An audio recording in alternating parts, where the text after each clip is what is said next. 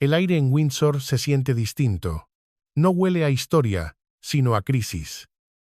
Hace un minuto, un informe llegado de California desató una tormenta silenciosa.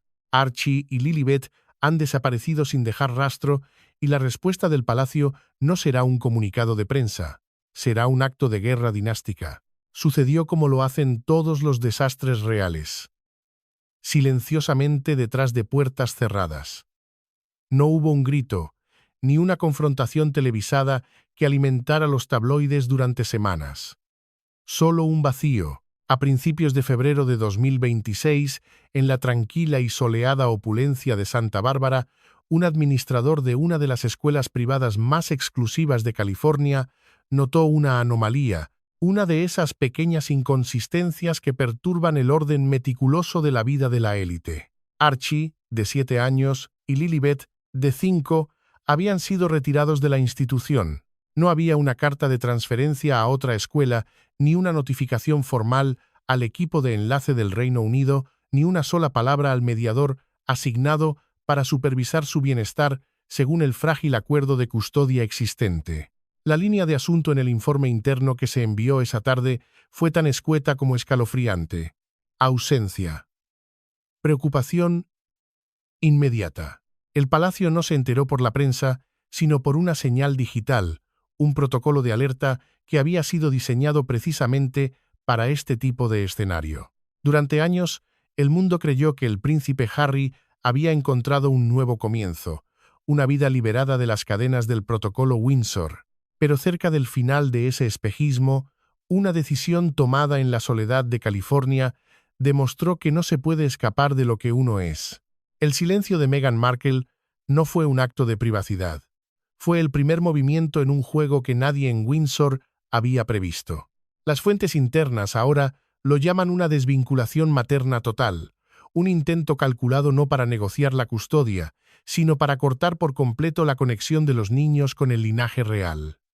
Esta no era una táctica de negociación, era una estrategia de borrado.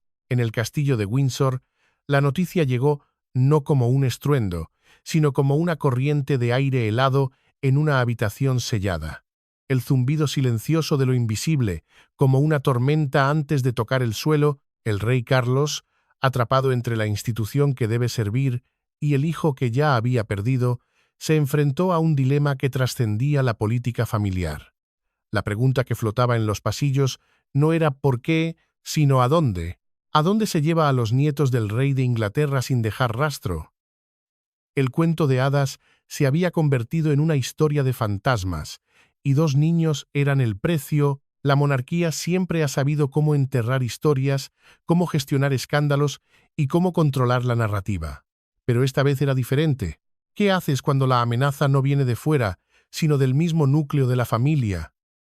¿Y qué ocurre si, esta vez, el plan no era enterrar una historia, sino a los herederos vivos de esa historia? La línea de tiempo no solo tenía agujeros, ahora tenía heridas abiertas. El pasado, que la corona siempre intenta compartimentar, había regresado no como un recuerdo, sino como una crisis existencial. La corona se agrieta, y el sonido de esa fractura, aunque silencioso, resonaba desde Santa Bárbara hasta el corazón mismo del Palacio de Buckingham. El 2 de febrero, la princesa Ana llegó al castillo de Windsor. No llevaba joyas, solo el peso del deber. Su paciencia, una virtud reservada exclusivamente para sus caballos y sus obligaciones más solemnes, se había agotado por completo. Convocó una cumbre de crisis no programada, una reunión tan secreta que nunca aparecerá en ningún registro oficial. Un verdadero consejo silencioso. Entró en el despacho del rey Carlos con una carpeta de cuero rojo bajo el brazo, marcada con una sola frase en letras doradas. Violación inmediata de custodia. La colocó sobre el escritorio del monarca con una firmeza que no admitía debate. Dentro no había especulaciones de tabloides, sino pruebas frías y documentadas que pintaban un cuadro más oscuro que una simple disputa familiar. El contenido de esa carpeta era una anatomía de la traición, una hoja de ruta de la negligencia calculada. Revelaba citas pediátricas canceladas sin previo aviso, una tras otra, dejando un rastro de indiferencia. Directivas explícitas al equipo legal de Meghan en California para bloquear toda comunicación con los funcionarios de bienestar y educación de la corona, creando un muro de silencio impenetrable, y el golpe financiero, el más clínico de todos. Documentos que confirmaban la disolución de un fondo fiduciario de 3 millones de libras, meticulosamente creado para la educación británica de Archie y Lilibet. El dinero no había sido reubicado, simplemente se había evaporado de los canales protegidos por la corona. Esto ya no se trataba de orgullo herido o de la imagen pública de la monarquía. Se trataba de la estabilidad de 2 niños, arrancada sin explicación, sin justificación. La revelación más escalofriante provino de un memorando de inteligencia confidencial, con fecha del 29 de enero, sugería que Meghan había pasado meses preparando su estrategia, no para compartir la custodia, sino para anularla por completo. Se mencionaba un presunto acuerdo de confidencialidad, firmado con un financiero de medios con sede en Dubái, que exigía, según susurros desde Windsor hasta Westminster, borrar todos los lazos familiares previos antes de lanzar una marca personal en solitario. Un alto funcionario del palacio, cuya identidad permanecerá siempre en la sombra, lo describió con una precisión aterradora. No es una crianza compartida. No es una disputa. Es una eliminación de identidad.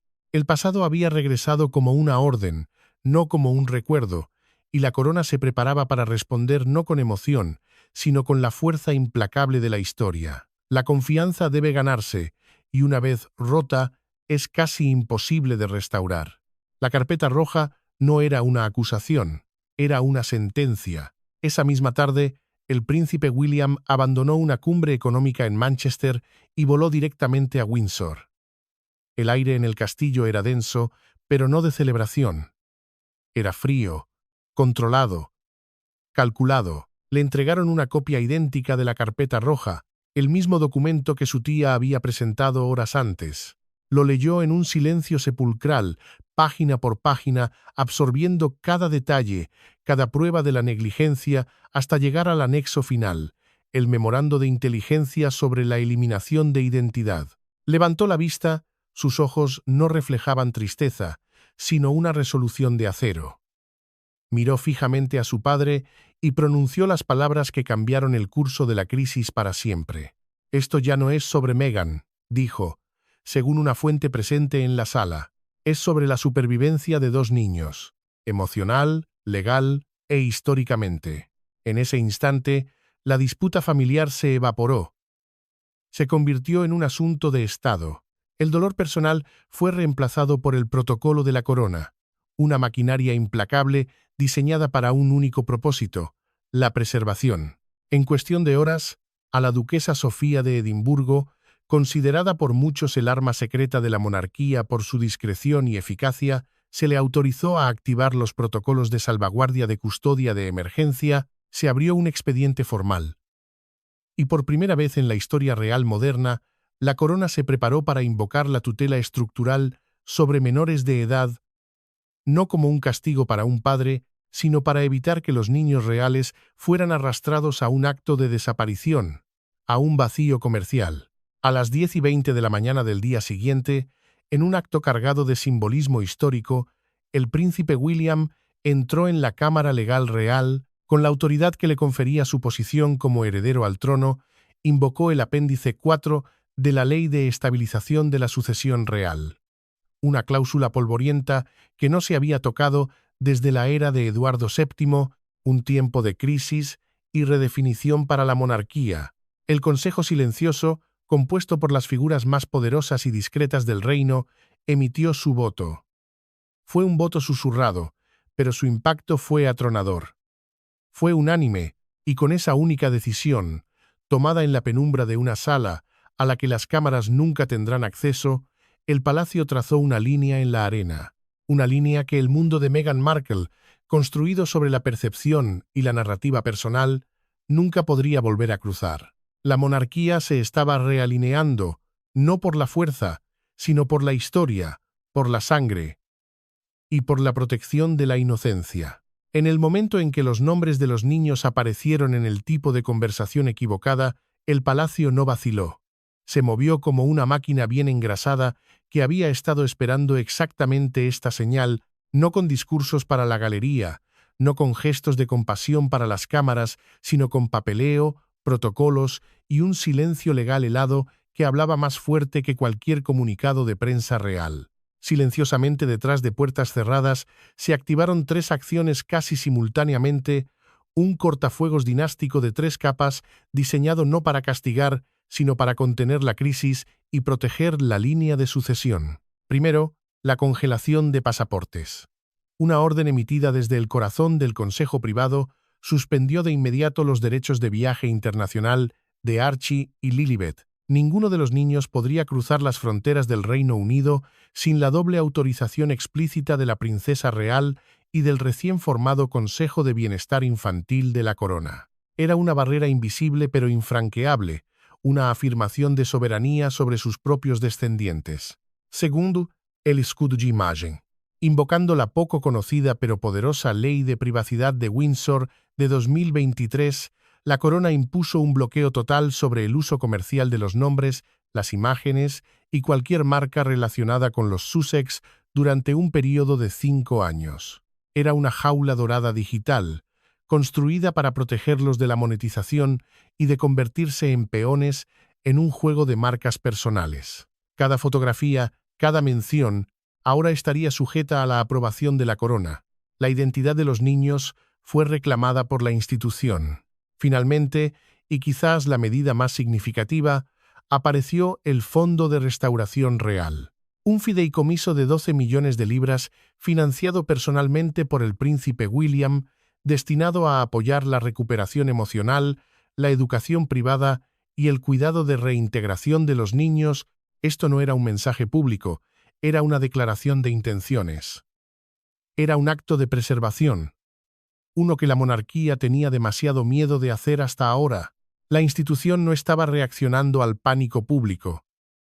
Estaba ejecutando un plan de contingencia meticuloso, uno que, según los conocedores, había estado inactivo, esperando en las sombras desde los días oscuros de la crisis de abdicación de 1936. No fue una purga legal en el sentido tradicional, fue una purga simbólica, y para la monarquía, el simbolismo siempre lo ha significado todo. Estaban protegiendo no solo a 2 niños, sino el futuro mismo de la corona.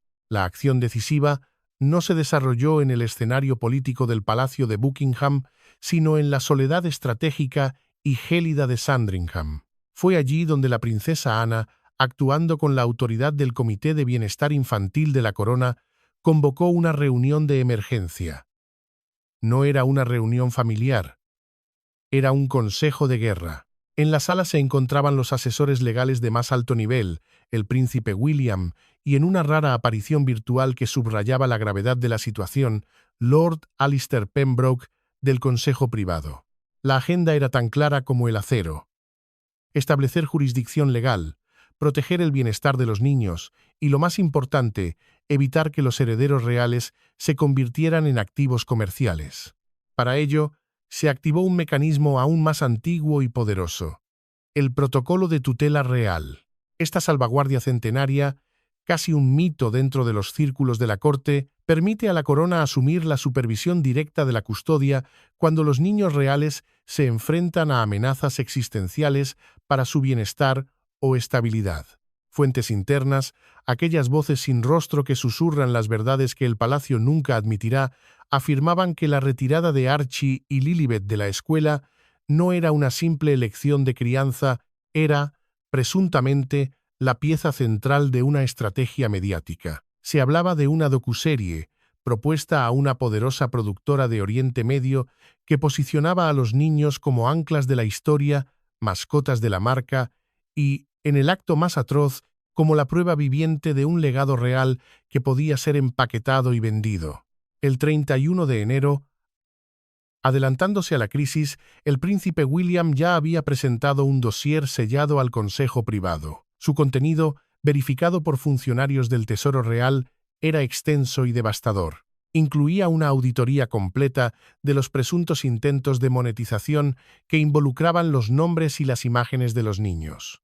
Correspondencia legal vinculada a intentos de registrar Archie y Lilibet como marcas comerciales en múltiples jurisdicciones.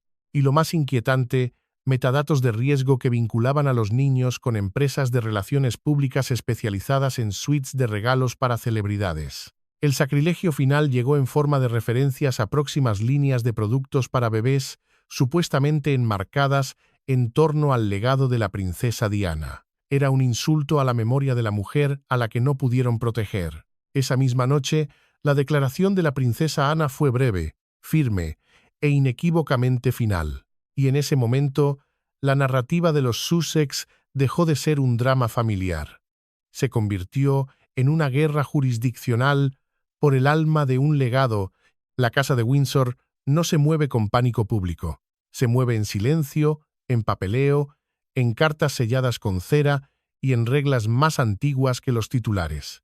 Y una vez que la corona decide que un niño ha sido convertido en un producto, la respuesta nunca es emocional, es constitucional. A principios de febrero de 2026, el fallo del tribunal, dictado el 1 de febrero, no se limitó a debilitar la posición de Meghan Markle. La borró del mapa legal. Los conocedores describieron la decisión como histórica, eliminando oficialmente cualquier influencia de custodia restante que pudiera reclamar sobre Archie y Lilibet. Meghan estuvo ausente. Su equipo legal lo calificó como una retirada estratégica, pero a los ojos de la realeza, su ausencia fue una señal inequívoca de rendición. Lo que siguió no fue chismorreo. Fue la maquinaria de la institución en pleno movimiento. Horas después, la princesa Ana apareció en el Palacio de St. James para una rara declaración en vivo. Con una claridad brutal, cortó el ruido mediático al declarar que la corona ya no reconocía ningún privilegio maternal informal que se le había extendido anteriormente. Su mensaje no tenía suavidad, solo el peso del deber.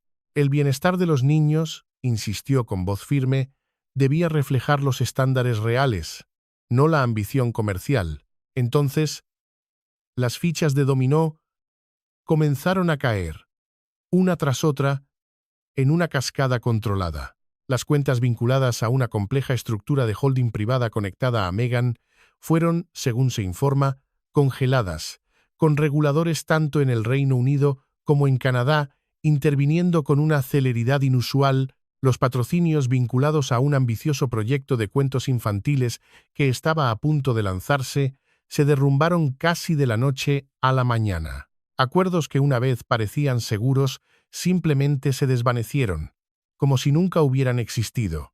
Incluso en el ámbito digital, el cambio fue inmediato y absoluto. Las menciones de los niños desaparecieron de las principales plataformas. Las descripciones antiguas en sitios web y perfiles sociales fueron editadas. Las miniaturas promocionales fueron reemplazadas silenciosamente. Toda referencia fue borrada.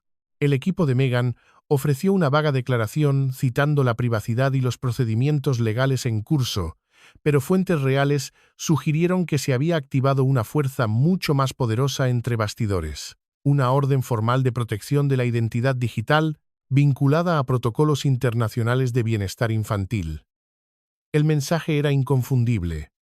Archie y Lilibet ya no estaban disponibles para la marca, para la narración, para ser utilizados como palanca.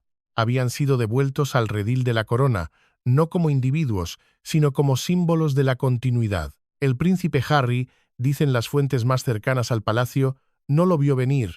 Atrapado en el fuego cruzado entre la mujer que eligió y la institución de la que huyó, se encontró en un purgatorio legal y emocional, un no lugar creado por sus propias decisiones. Solicitó desesperadamente los derechos de custodia temporal solo para que la petición fuera rechazada por motivos técnicos, fríos e impersonales. Restricciones de viaje, problemas de residencia en Estados Unidos sin resolver y, el golpe más duro, la ausencia de una estructura de ingresos estable pesaban en su contra como losas de granito. En la lógica implacable de la corona, no era algo personal, era un simple procedimiento. Entonces llegó la carta. No fue un correo electrónico ni una llamada telefónica. Fue un sobresellado, entregado por un mensajero real. Quien lo entregó fue el príncipe Eduardo, considerado durante mucho tiempo dentro de la familia como el ejecutor silencioso de las decisiones más incómodas, el portador de las malas noticias que nadie más quería dar. Sin drama, sin discusión, solo un único mensaje redactado con el pleno conocimiento y la aprobación del rey Carlos. La custodia, la tutela y la protección de los niños Windsor, Archie Harrison y Lilibet Diana ahora recaían única y exclusivamente bajo el protocolo de la corona.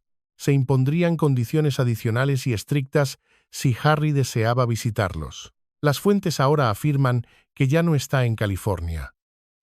Los informantes susurran que se encuentra actualmente en Montecarlo, separado de Meghan y en una espiral descendente bajo el peso aplastante de la presión. Un asistente, hablando bajo el más estricto anonimato, lo describió como psicológicamente desmoronado, consumido por un arrepentimiento paralizante y un miedo visceral. Supuestamente ha suplicado una reunión privada con sus hijos, sin la presencia de Meghan, creyendo en su fuero interno que esta puede ser la última oportunidad que tenga de verlos antes de que sean completamente absorbidos por la maquinaria de la que él mismo escapó. Un fideicomiso de 8 millones de libras, del que tanto se había hablado y que supuestamente se había creado para garantizar la independencia de los niños, fue congelado y desmantelado silenciosamente después de que los contables del palacio confirmaran que nunca había sido protegido a través de los canales reales adecuados.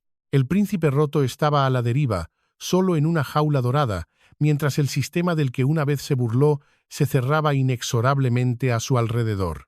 En el momento en que el sellado protocolo eduardiano fue silenciosamente sacado de las sombras de los archivos reales, todo en torno a la crisis de los Sussex dejó de ser un drama familiar para convertirse en algo mucho más frío, mucho más definitivo, un procedimiento real. Las fuentes más fiables insisten en que fue el propio príncipe William quien ordenó su invocación, activando un mecanismo legal redactado por primera vez bajo la estricta supervisión de la reina María hace casi un siglo. Nunca fue concebido para los titulares y nunca se pensó para ser usado en público.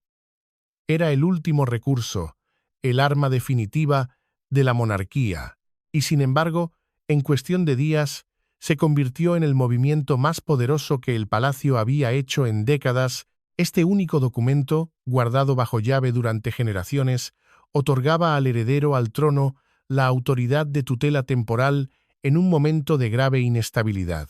Un paso extraordinario que sugería que la corona ya no consideraba la situación manejable a través de negociaciones privadas o acuerdos discretos.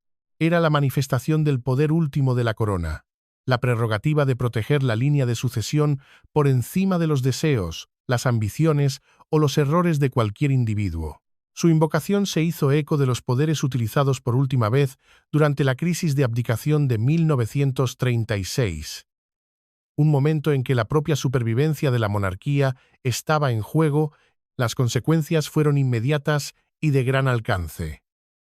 Los pasaportes británicos de ambos niños fueron bloqueados y puestos bajo custodia de seguridad real. Legalmente, no podrían abandonar el Reino Unido hasta los 16 años sin una escolta aprobada y supervisada directamente por la corona. Cualquier viaje, cualquier movimiento, sería ahora dictado por la institución, no por los padres. Este no era un acto de ira o de venganza, sino la aplicación de una ley no escrita, una que establece que los hijos de la monarquía pertenecen, en última instancia, no a sus padres, sino a la institución misma. Son un activo dinástico, una promesa de futuro que debe ser protegida a toda costa. El pasado no estaba muerto, había sido convocado desde su tumba para dictar los términos del futuro. El fantasma de la reina María, una matriarca que entendía el poder y el sacrificio mejor que nadie, ahora se cernía sobre la crisis, y su fría lógica estaba a punto de imponerse, mientras el mundo legal y financiero se cerraba en torno a Meghan como una trampa de acero. En Windsor, la historia dio un giro inesperado. Pasó de lo legal a lo profundamente humano. La princesa Catalina, aún recuperándose visiblemente de su propio y publicitado procedimiento médico, asumió una posición que ninguna consorte moderna había tenido la confianza de ocupar desde la era de la posguerra. No fue una orden, sino una asunción de deber. Se dice que está supervisando personalmente y con una dedicación meticulosa el bienestar emocional y educativo de Lilibet, quien permanece en una finca privada y segura en Surrey, bajo estricta pero compasiva supervisión. Una niñera real, cuya identidad permanecerá por siempre anónima, describió la atmósfera no como una de custodia, sino de santuario. Es tranquila, pero estrictamente controlada. Susurró. La niña se está adaptando mucho mejor de lo que nadie esperaba. Pero el detalle más revelador, el que tiene un peso enorme cuando todo lo demás parece estar derrumbándose, es este. Según se informa, Lilibet confía en Catalina por completo. No ve en ella a una captora, sino a una protectora. Catalina, demostrando una inteligencia estratégica que muchos subestiman, ajustó su propia agenda y la de sus hijos para integrar a la niña en la normalidad que le había sido arrebatada. Animó a George y, especialmente, a Charlotte a incluirla en sus rutinas, a compartir sus juegos, a crear un círculo de estabilidad. Una sola fotografía, filtrada deliberadamente a través de canales no oficiales, mostraba a Lilibet sosteniendo con fuerza la mano de Charlotte en los jardines de Windsor. Esa imagen, más poderosa que 1000 comunicados de prensa, hablaba un lenguaje universal. No fue una toma de poder, fue una restauración del orden. En esta crisis se reveló una verdad fundamental sobre el poder dentro de la monarquía. Diana, el fantasma de Diana, había usado la amabilidad como un arma para resistir a la institución. Catalina, su nuera, la estaba usando para liderar desde dentro de ella. El legado no se heredaba simplemente por llevar el anillo de zafiro, se ganaba con cada acto de deber. El mensaje silencioso era claro y devastador para los que estaban al otro lado del Atlántico. La verdadera maternidad no es un derecho de nacimiento ni una herramienta de marca. Es una responsabilidad ineludible. Y en el vacío dejado por la ambición y el abandono, el deber, encarnado en Catalina, había encontrado un nuevo y poderoso hogar.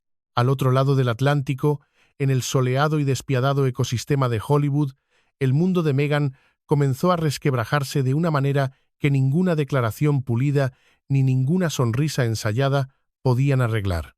En Los Ángeles, los susurros no eran de simpatía, eran estratégicos y fríos como el hielo. Netflix, el gigante del streaming que una vez le había ofrecido un salvavidas dorado, congeló, según se informa, todas las negociaciones pendientes sobre nuevos proyectos. No hubo un anuncio público, solo un silencio administrativo que fue más elocuente que cualquier comunicado. Los agentes de talentos, esas figuras que viven del olfato para detectar el éxito y el fracaso, comenzaron a dar un paso atrás en movimientos silenciosos y deliberados.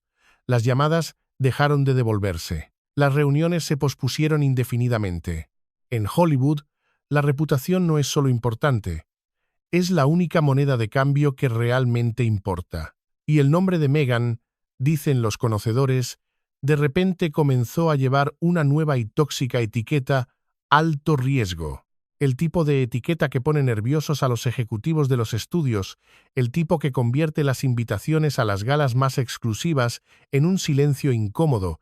Incluso las acciones de Spotify, una empresa que había invertido millones en su marca, levantaron sospechas. Los metadatos archivados vinculados a su podcast, que en su día fue un éxito, cambiaron sutilmente. Los nombres de los niños, que habían sido mencionados en las descripciones promocionales, fueron eliminados silenciosamente. Un movimiento que inmediatamente desató una oleada de especulación tanto en California como en Londres. No porque fuera ruidoso, sino porque fue meticulosamente cuidadoso, casi quirúrgico. Se decía que Oprah, la reina de los medios y en su día su más poderosa aliada, estaba furiosa. No por la disputa en sí, sino porque su propio nombre, su propia marca, seguía siendo arrastrado a las narrativas de crianza y ambición de Meghan. Entre las decisiones del Consejo Privado en Londres y las conversaciones en las salas de juntas de Beverly Hills, se había formado una nueva y brutal realidad. La máquina de la celebridad, que ella había intentado dominar y utilizar en su beneficio, ahora la estaba expulsando con la misma eficiencia clínica con la que una vez la había acogido. Había apostado todo su futuro a la percepción pública, sin entender nunca que la institución que abandonó no se especializa en la percepción, sino en la permanencia. Y la permanencia siempre gana. El reloj marcó exactamente las 10 de la mañana dentro de la cámara del Comité de Bienestar Infantil de la Casa Real, cuando la princesa Ana se puso de pie de nuevo. Era su segunda aparición en menos de 48 horas, y el aire en la sala, ya tenso, se tensó aún más. No era una reunión informativa normal, ni una actuación para los medios de comunicación, ni un titular real diseñado para generar simpatía pública. La sala estaba sellada, custodiada y llena de jueces del Tribunal Superior del Reino Unido, funcionarios de bienestar infantil y altos consejeros privados convocados bajo un protocolo de emergencia que rara vez se ve.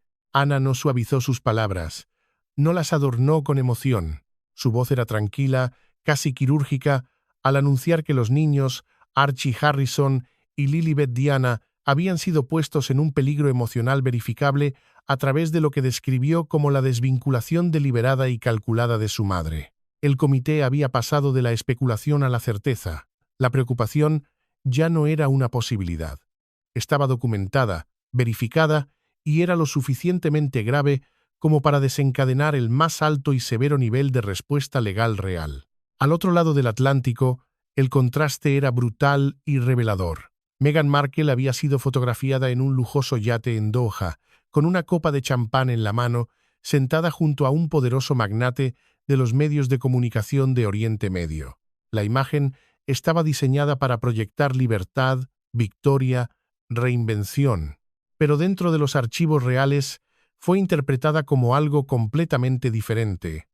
Ausencia vestida de glamour, negligencia disfrazada de empoderamiento. Un expediente confidencial, presentado por la princesa Catalina, reveló lo que el palacio afirmó que eran repetidos fracasos en responder a avisos urgentes sobre el bienestar de los niños. Un informe, redactado por psicólogos infantiles, describía el creciente silencio de Archie en la escuela, un retraimiento tan notable que había sido marcado como una bandera roja. Otro describía los terrores nocturnos de Lilibet y sus inquietantes dibujos, imágenes que, según los expertos, encendieron alarmas sobre el miedo y la inestabilidad en su entorno. Pero el detalle más dañino no fueron los informes en sí, sino el silencio que los siguió. Ninguna firma, ninguna respuesta, ni siquiera un simple acuse de recibo digital, un vacío que gritaba indiferencia. Fue entonces cuando el príncipe William tomó la palabra, y la temperatura en la cámara cambió. Su ira era controlada, pero afilada como un bisturí. Dejó claro que el problema ya no era la reputación pública. Se trataba de niños siendo tratados como activos, usados cuando era conveniente, ignorados cuando no lo era. Fue entonces cuando el príncipe William, con el peso de la historia sobre sus hombros, reveló el documento que cayó como un martillo sobre las deliberaciones. Una declaración jurada, sellada, obtenida a través de canales de inteligencia que nunca se harán públicos. Pertenecía a un exmiembro del personal de alto rango de los Sussex, alguien que había estado en el círculo más íntimo y había sido testigo de la verdad sin adornos. El documento contenía una frase, una sola cita atribuida a Meghan Markle durante una acalorada discusión sobre el futuro de los niños, que congeló el aire de la sala. Que la corona los críe. Tengo un imperio que reconstruir. Para el comité, para los jueces, para cada persona en esa cámara, esa frase se convirtió en el punto de quiebre emocional e irrevocable. No era una simple expresión de frustración, era una declaración de abdicación maternal. Era la verdad escrita en la sangre de sus propios hijos. El equipo legal de Meghan en California, al ser informado de esta evidencia, respondió con un frío y predecible descarte técnico. Argumentaron que la interpretación del Reino Unido de la negligencia en la custodia no tenía ningún poder vinculante bajo la compleja ley de familia estadounidense. Era un argumento legalmente sólido, pero emocional y moralmente hueco. Subestimaron gravemente lo que la princesa Ana ya había puesto en marcha. En cuestión de horas, ella, actuando como la mano ejecutora de la corona, coordinó con el Ministerio de Asuntos Exteriores para activar una cláusula raramente utilizada y casi olvidada de la Convención de Windsor post-Brexit. Se trataba de una medida de protección familiar bilateral, diseñada específicamente para emergencias que involucran a menores reales en el extranjero. El 3 de febrero de 2026, el documento fue firmado por triplicado, en un acto solemne, por el rey Carlos III, el príncipe William y la princesa Ana. Con esas tres firmas, la corona asumió la tutela principal y legal de la custodia de los niños. Poco después, un jet privado sin insignias aterrizó silenciosamente en el aeropuerto de Santa Bárbara. Su nombre en clave, susurrado solo en los pasillos más seguros del poder, era Operación Dandelion. El mundo exterior no vio nada, pero detrás de las puertas cerradas, la monarquía había reclamado lo que consideraba suyo. Puedes enterrar a una princesa, puedes silenciar su historia, pero cuando la verdad está escrita con sangre, no permanece enterrada. Se levanta, y esta vez, esa verdad tenía el rostro inocente de dos niños atrapados en el fuego cruzado. En Londres, el mundo observaba la historia de los Sussex desmoronarse como una tormenta pública, ruidosa y caótica. Pero detrás de los muros centenarios del palacio, la familia real se movía con algo mucho más frío y eficaz que la ira: el control. Mientras los titulares perseguían la próxima declaración de Meghan y el silencio ensordecedor de Harry, la monarquía respondió en el lenguaje que siempre ha confiado más: un lenguaje de poder silencioso, imágenes, documentos y decisiones discretas que no necesitan gritos para ser entendidas. El mensaje más claro llegó sin ceremonia, sin fanfarria. Una fotografía, simple en apariencia pero cargada de significado, surgió de los terrenos de Windsor. En ella se veía al príncipe Louis y a la princesa Charlotte sentados en el jardín de rosas cerrado, con una calma y compostura que desmentían la tormenta que se arremolinaba a su alrededor. La leyenda que la acompañaba era breve, pero llevaba el peso de una advertencia dinástica: la familia perdura. No hubo discursos dramáticos ni entrevistas incendiarias, solo un recordatorio sereno de que la corona no persigue, espera. Mientras Los Ángeles bullía con informes del equipo legal de Meghan luchando desesperadamente por proteger su imagen, otra escena real se desarrollaba en Windsor, cronometrada con una precisión casi quirúrgica. El 1 de febrero, la Oficina de Comunicaciones del Palacio publicó una segunda imagen. En ella, la princesa Charlotte, de pie, erguida y seria, se encontraba junto a la princesa Ana y a Sofía, la duquesa de Edimburgo, dentro del ala de los archivos reales. La mano de Charlotte descansaba sobre un viejo abrecartas con mango de marfil, una reliquia que se decía había pertenecido a la reina Isabel II en los primeros años de su reinado. Detrás de ellas, un retrato de una joven Isabel miraba hacia adelante, como un testigo silencioso de la historia que se repetía. Parecía un momento familiar, pero también era una señal inequívoca de poder y continuidad. Esa misma mañana, la última maniobra legal de Meghan, un intento desesperado por vincular su causa al legado de la princesa Diana, fue rechazada formalmente mediante un fallo presidido por la propia princesa Ana.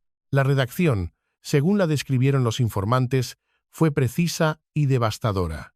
Nadie, declaraba el fallo, podía convertir la memoria institucional de Diana en una compensación comercial, y el matrimonio por sí solo no podía crear la propiedad de un legado real. No había crueldad en las palabras, solo el sonido definitivo de una puerta cerrándose. En la guerra de imágenes, la monarquía había demostrado que no jugaba para ganar la batalla del día, sino para asegurar la permanencia de la dinastía. El momento decisivo no ocurrió en un tribunal ni en una sala de juntas. Ocurrió a plena luz del día en un evento de caridad del St. David's Trust. La princesa Catalina, desafiando las expectativas sobre su recuperación, apareció sin previo aviso. No llegó en un carruaje ni con la pompa de la realeza. Llegó vestida con un abrigo de lana de un profundo color carmesí, radiante, pero con una firmeza inquebrantable en la mirada. Su presencia no fue ruidosa, pero fue inconfundible. Era el mismo tipo de calma y fuerza en la que la monarquía solía confiar cuando las tormentas amenazaban con derribarla.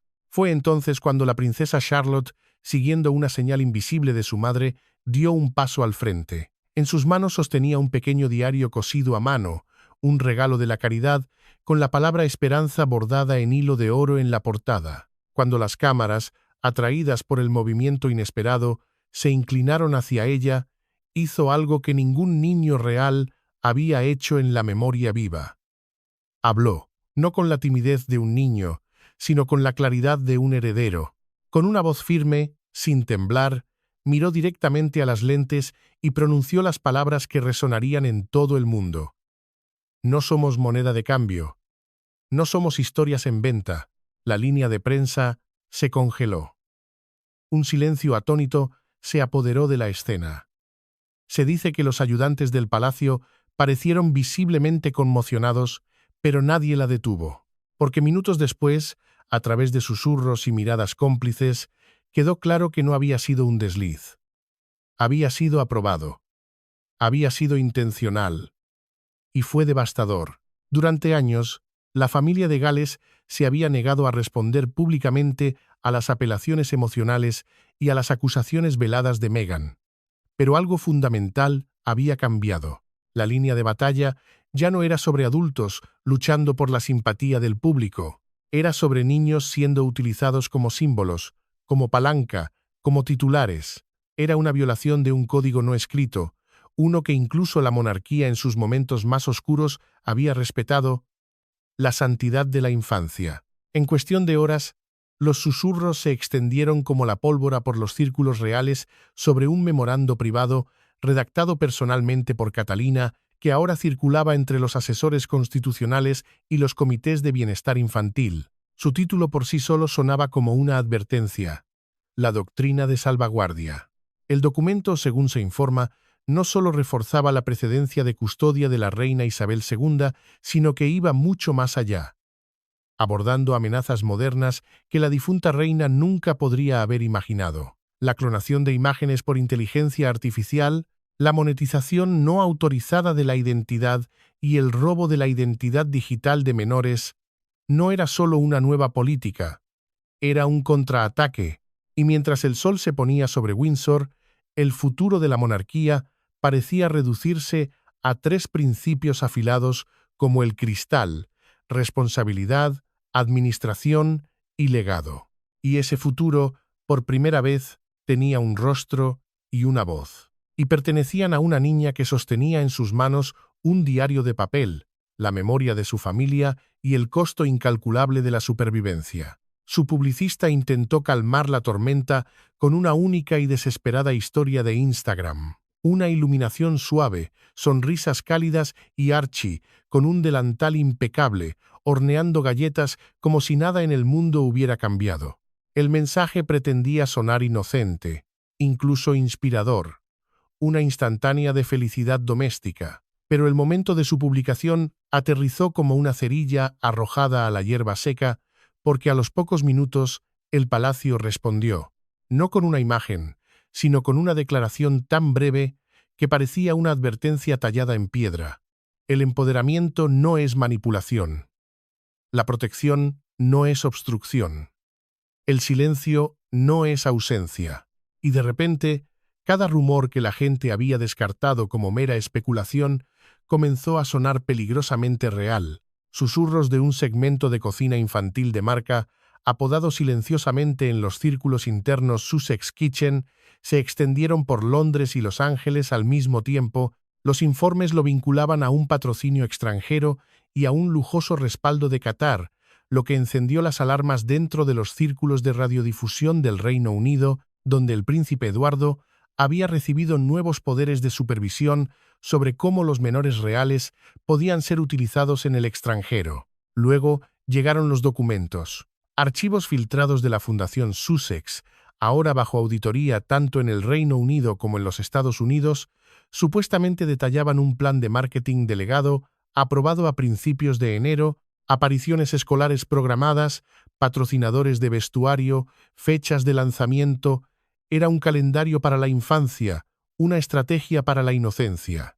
La princesa Ana no susurró su respuesta. Durante una visita a los archivos del National Trust, habló con una claridad meridiana. No habría lanzamiento de marca para niños. Punto final. En cuestión de horas, un voto a puerta cerrada del comité, liderado por Ana, William y Sofía, desencadenó las provisiones de privacidad de emergencia bajo la actualizada Ley de Privacidad Real de 2023. Y mientras Hollywood insistía en que Meghan estaba siendo utilizada como chivo expiatorio, los acuerdos se congelaron silenciosamente. Los socios dieron un paso atrás. El estado de ánimo del público, esa marea impredecible, cambió. A las 9:06 de la noche, hora de Greenwich, del 2 de febrero de 2026, llegó el boletín final. Una línea, un sello, un resultado irreversible. La corona se había movido, la custodia, los derechos de imagen y la autoridad parental ya no eran de ella. La monarquía ha sido protegida, pero su paz ha sido rota y en el silencio que sigue, una verdad persiste. No todas las heridas están destinadas a sanar. Entonces, ¿qué opinas? ¿Fue la acción del palacio una medida necesaria para proteger a los niños o un acto despiadado de control dinástico? ¿Y cuál es el verdadero precio que pagará el príncipe Harry por su rebelión? Cuéntanos tu opinión en los comentarios a continuación.